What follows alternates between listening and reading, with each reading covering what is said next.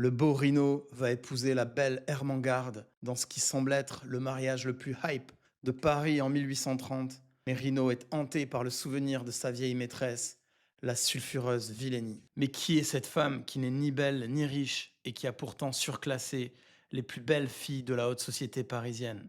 Rino pourra-t-il sortir de cette passion?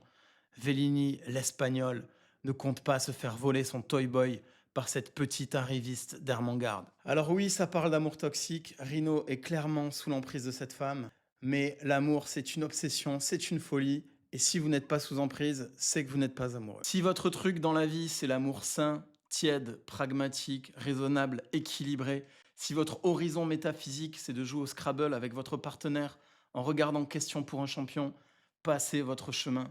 Ce livre, c'est pour les cœurs d'élite, pas pour les petits comptables du quotidien. Rino et Vellini boivent mutuellement leur sang dans une scène absolument délirante.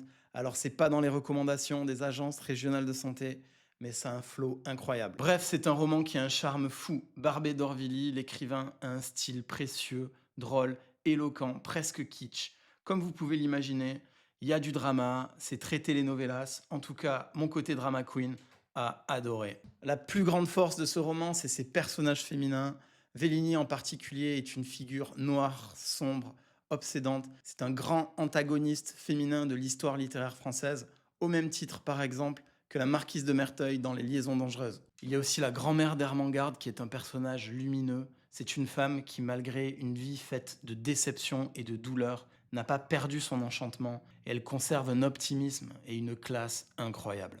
Hélas pour moi, la seconde partie du livre est beaucoup moins intéressante, il y a un énorme problème de rythme et pour être franc, c'est un peu plat.